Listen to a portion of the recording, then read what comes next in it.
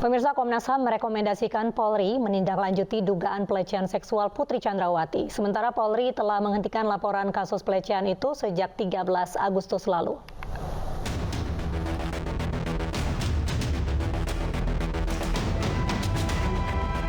Komisi Nasional Hak Asasi Manusia meminta Polri untuk melanjutkan investigasi dugaan pelecehan seksual terhadap Putri Chandrawati. Komnas HAM menyebut dugaan pelecehan seksual terjadi di Magelang dan menjadi latar belakang perencanaan pembunuhan Brigadir Joshua. Menindaklanjuti pemeriksaan dugaan kekerasan seksual terhadap saudari PC di Magelang dengan memperhatikan prinsip-prinsip hak asasi manusia dan kondisi kerentanan khusus. Artinya tadi dugaan kekerasan seksual harus ditindaklanjuti penyidikannya begitu oleh teman-teman kepolisian. Yang ketiga, memastikan penegakan hukum tidak hanya sebatas pelanggaran disiplin atau kode etik saja, tetapi juga dugaan tindak pidana dan tidak hanya terhadap terduga pelakunya saja, tetapi juga semua pihak yang terlibat, baik dalam kapasitas membantu maupun turut serta.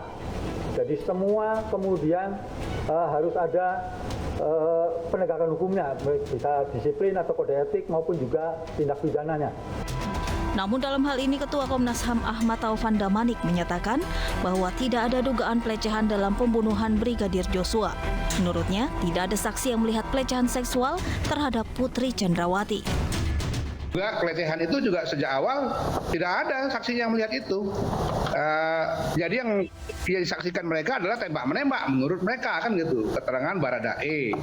Jadi saya katakan pada waktu itu berarti soal pengakuan adanya pelecehan dan penodongan senjata itu hanya satu-satunya saksinya adalah Ibu PC sendiri. Makanya saya katakan itu sumir. Sejak awal sudah saya katakan itu. Nah, tapi kemudian kan dikonstruksikan lagi. Akhirnya ketemu. Saya bertanya, yang paling pertama bertanya itu ya CCTV. Kami yang tanya, mana CCTV-nya udah ketemu belum, Pak? Yang ditemukan itu yang di luar. Di dalam sampai sekarang belum ditemukan. Belum. Sementara itu Polri telah menutup laporan dugaan pelecehan yang diajukan pengacara Putri Chandrawati. Menurut polisi, tidak ditemukan pidana dalam kasus tersebut.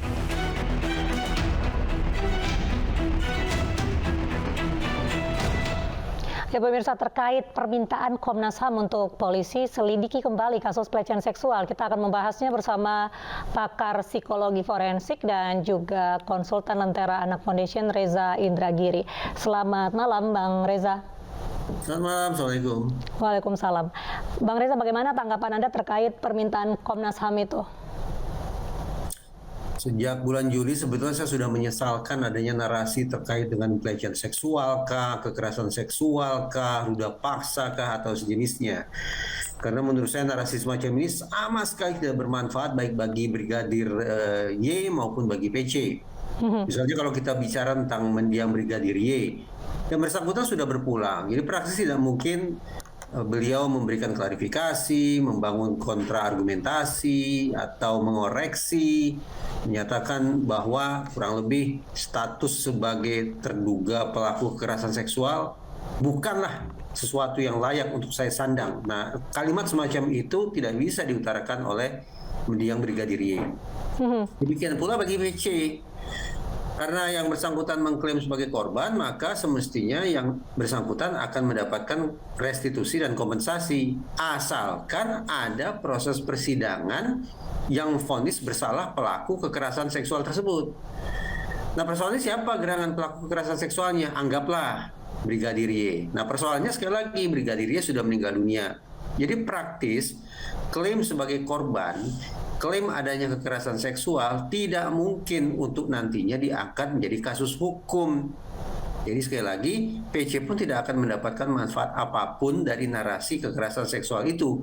Konkretnya, tidak bisa yang bersangkutan mendapat restitusi maupun kompensasi. Berarti Bang Reza sendiri sejalan dengan polisi yang juga sudah menghentikan kasus ini bahwa tidak adanya kekerasan seksual ataupun pelecehan seksual. Lalu kenapa tiba-tiba Komnas HAM minta diselidiki lagi? Apakah ini terkait adanya bukti-bukti yang ditemukan? Ini yang paling menggusarkan saya adalah frasa yang digunakan oleh Komnas Perempuan dan Komnas HAM adalah dugaan kuat, gitu.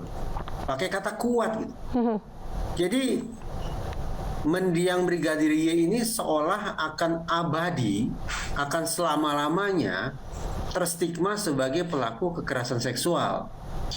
Nah, pada sisi lain, walaupun tidak mendapatkan restitusi maupun kompensasi seperti tadi saya katakan, tapi perkiraan saya, PC ini akan menjadikan pernyataan atau rekomendasi Komnas Perempuan dan Komnas HAM untuk kepentingan pembelaan diri di pengadilan nanti.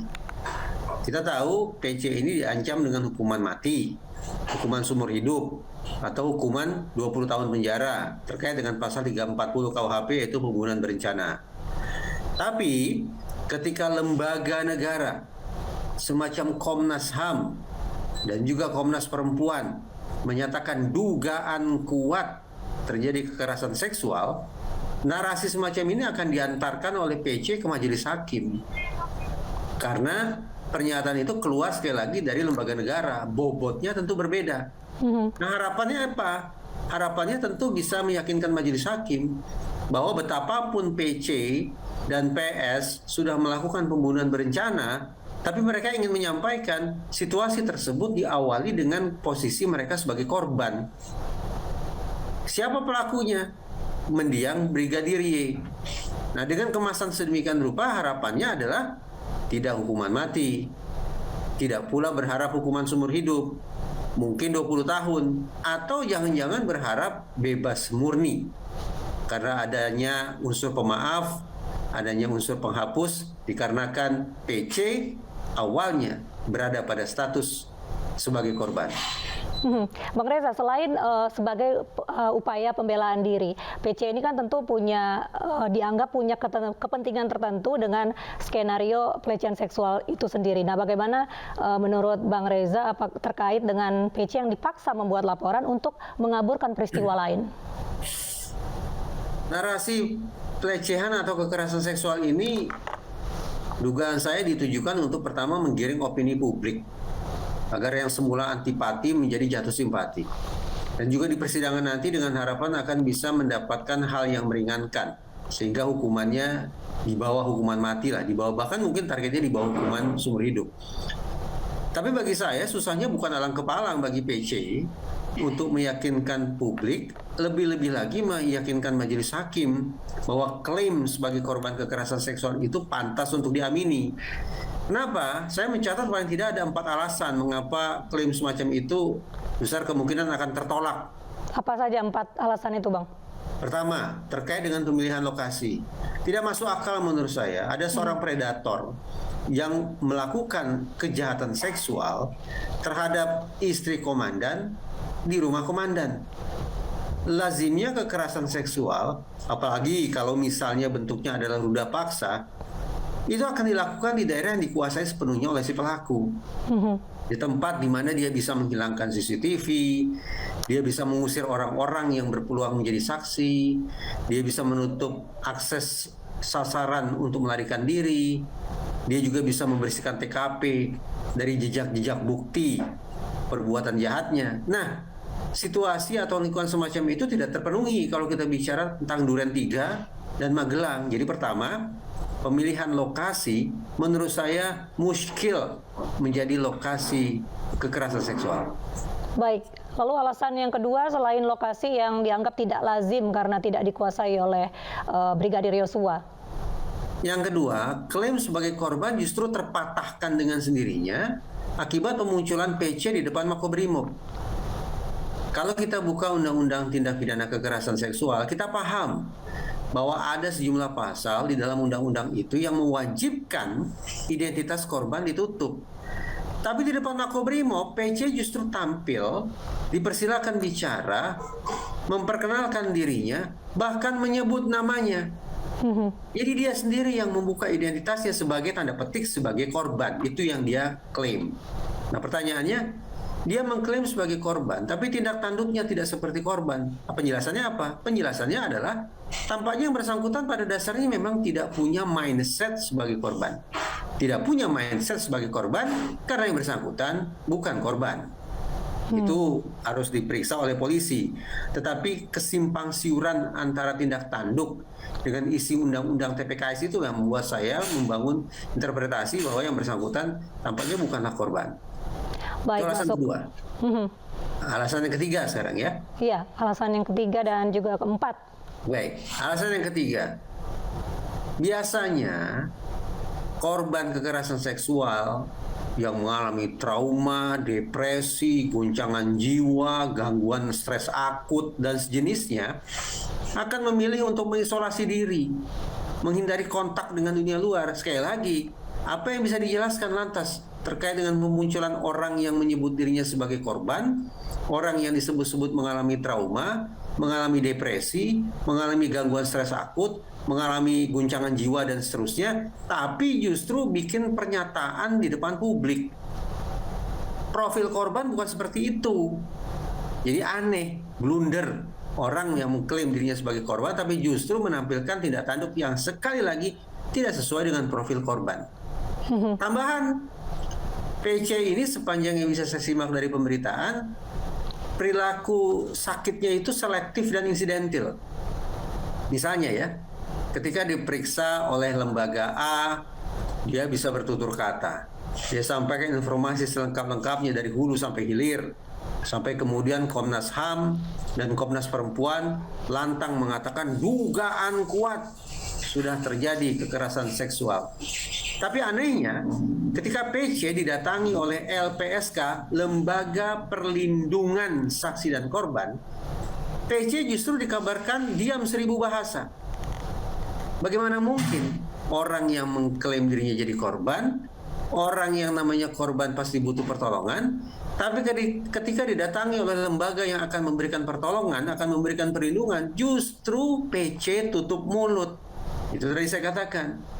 Sakitnya PC, kalau memang dia sakit ya, sakitnya ini pilih-pilih, tergantung lawan bicaranya. Selektif dan insidental. Itu membuat saya menjadi menaruh syawasangka. Ini orang memang sakit atau pura-pura sakit. Kalau dia sakit, oke lah, berikan kesempatan kepada dia untuk istirahat agar bisa sesegera mungkin bertanggung jawab secara pidana. Tapi kalau ternyata ini sebatas melingering alias pura-pura sakit, semoga ini akan menjadi catatan atau persoalan hukum tersendiri nantinya. Alasan ketiga. Baik, Bang Reza. Itu tadi terkait alasan-alasan yang meragukan jika memang Putri seorang korban begitu. Lalu terkait dengan tidak ditahannya Putri Chandrawati ini dengan alasan memiliki balita, tanggapan Anda bagaimana? Ada dua alasan yang dikemukakan oleh Putri untuk tidak ditahan. Pertama, karena mengklaim tidak stabil. Yang kedua, karena sudah punya anak. Kita uraikan satu persatu ya. Tidak stabil. Tidak stabilnya itu seperti apa? Setiap orang yang bermasalah dengan hukum, apalagi membayangkan nantinya duduk di kursi terdakwa, lebih lagi membayangkan hukuman mati di depan mata, hampir bisa dipastikan orang semacam itu pasti akan tidak stabil, siapapun itu. Jadi tidak terlalu istimewa kalau ditemukan adanya tersangka, suatu saat nanti jadi terdakwa, dia mengklaim tidak stabil, ya pasti tidak stabil. Tapi itu bukan merupakan alasan yang cukup kuat untuk kemudian diangguki sebagai alasan untuk tidak ditahan. Kalau misalnya setiap tersangka nantinya jadi terdakwa dinyatakan tidak ditahan karena tidak stabil, praktis seluruh tahanan, praktis seluruh tersangka, praktis seluruh terdakwa tidak perlu ditahan. Karena semuanya hampir bisa dipastikan juga akan berada dalam kondisi tidak stabil. Demikian pula alasan PC terkait sudah punya anak atau mungkin masih sedang mengasuh anak. Sekian banyak studi yang berujung pada sekian banyak implementasi di lapangan, arahnya sudah jelas. Bagaimana agar para tersangka ataupun narapidana yang masih punya anak dan masih mengasuh anaknya justru diberikan kesempatan untuk mengasuh anaknya di dalam ruang tahanan atau di dalam lembaga pemasyarakatan. Jadi, kalau misalnya Polri menaruh rasa iba terhadap PC karena PC punya anak, saya tidak tahu yang mengasuh anaknya dia sendiri atau babysitter itu. Tapi ya, katakanlah PC masih punya anak dan masih perlu mengasuh anaknya. Maka mengikuti praktik-praktik terbaik di negara-negara lain, Polri perlu menyatukan PC dengan anaknya di dalam ruang tahanan, termasuk nantinya di dalam lembaga pemasyarakatan. Berarti dengan kata lain bisa dipertimbangkan diasuh balita itu di dalam ruang tahanan, begitu? Tepat, itu trennya. Jadi salah satu penanda ruang tahanan ataupun lembaga pemasyarakatan yang lebih maju, yang humanis, yang peduli pada kondisi tahanan maupun narapidana adalah sekali lagi memberikan kesempatan kepada anak untuk diasuh oleh si tahanan atau oleh si narapidana di dalam rutan atau di dalam lapas. Baik, Bang Reza. Konsekuensinya adalah kepolisian dan juga nanti Kumham perlu merenovasi ruang tahanan atau ruang lembaga pemasyarakatan mereka agar bisa menampung PC sembari mengasuh anak di dalam ruang-ruang itu, sekiranya PC divonis bersalah.